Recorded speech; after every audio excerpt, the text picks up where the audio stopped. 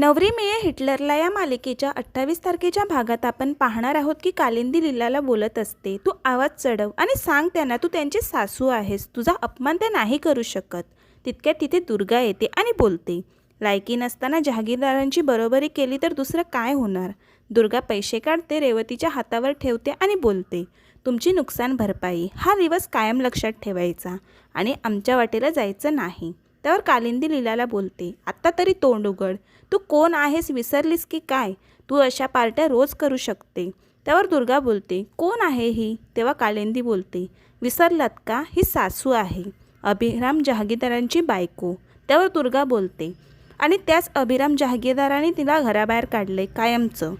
तू सांगितलं नाहीस का लीला. हे ऐकून कालिंदीला धक्का बसतो. तर दुर्गा बोलतच असते, हकलताना हिच्या गळ्यातलं मंगळसूत्र खेचून काढले त्यांनी. आता तू माझी कोणीही नाही असंही सांगितलं आणि मग हकललं. आता एजंटनाच मान्य नाही तर आम्ही तरी हिला सासू म्हणू का.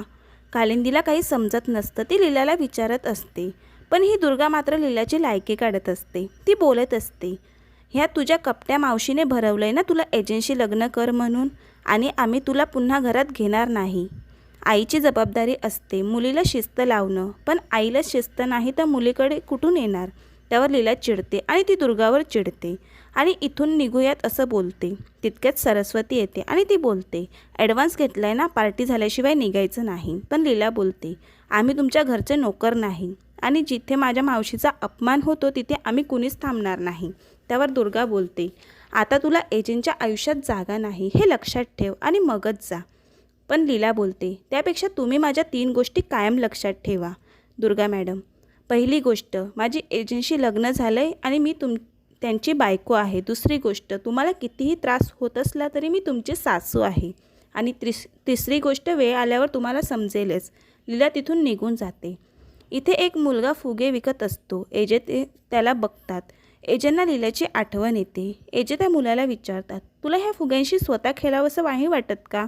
पण तो मुलगा बोलतो, विकलं नाही तर माझं पोट कसं भरणार. एजे त्या मुलांकडून फुगे घेतो आणि त्या मुलाला खेळण्यासाठी देतो.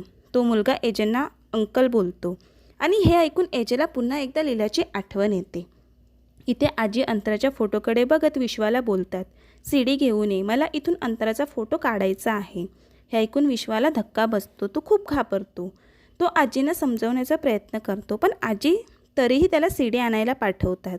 इथे लीलाला कालिंदी ओरडत पुन्हा तिच्या चुकांच्या रूममध्ये घेऊन जाते.